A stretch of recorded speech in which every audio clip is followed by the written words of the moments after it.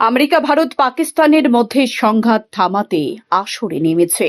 শনিবার দুদেশের মধ্যে সংঘর্ষ বিরতি নিয়ে আলোচনায় চূড়ান্ত সিদ্ধান্ত গৃহীত হওয়ার আগে মার্কিন প্রেসিডেন্ট নিজের সোশ্যাল মিডিয়া অ্যাকাউন্টে টুইট করে জানিয়েছেন, দুদেশের সংঘর্ষ বিরতিতে রাজি, ফের শান্তি ফেরার আগাম শুভেচ্ছাও জানান ট্রাম্প। তারপর বিদেশ সচিব সাংবাদিক বৈঠক করে ঘোষণা করেন, পাকিস্তানের অনুরোধ মেনে আপাতত সীমান্তে সংঘাত বন্ধে রাজি ভারত।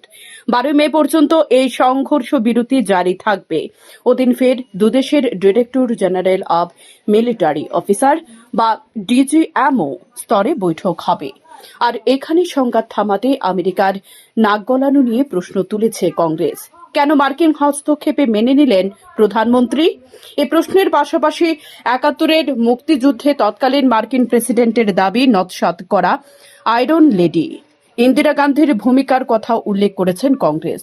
সোশ্যাল মিডিয়া পোস্টে নেতাদের দাবি, আজ দেশ ইন্দিরা গান্ধীজির অভাব অনুভব করছে। শান্তন টিভি।